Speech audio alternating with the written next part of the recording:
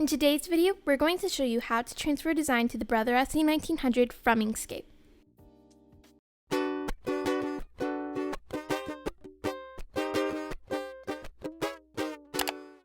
First, you're going to want to make sure that your design works.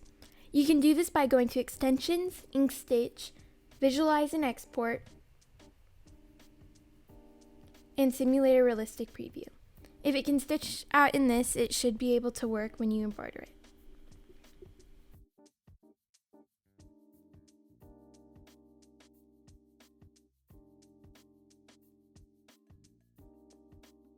Now you're going to want to go to File, Save As, and then this is when you would want to rename your design. Then you see this drop-down menu. You can save it as different types of formats. I usually save it as a zip file to save it as a PES and a SVG at the same time. Or you can just save it as a PES. This is the format that our Brother SE1900 reads.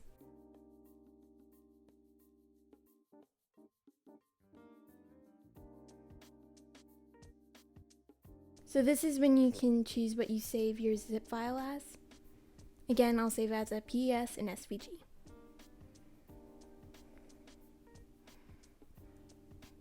Then on your desktop, you'll see this file. You're going to want to double click it, and then it will give you this folder.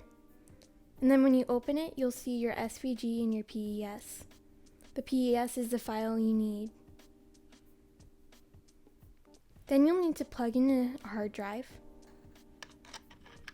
If you don't have a USB port, you'll need a dongle, which you can just plug into your computer, and then plug your hard drive into your dongle.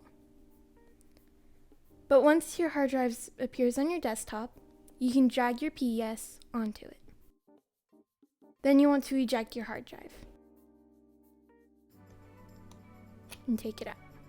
Then you'll want to plug it into your machine, turn on your machine.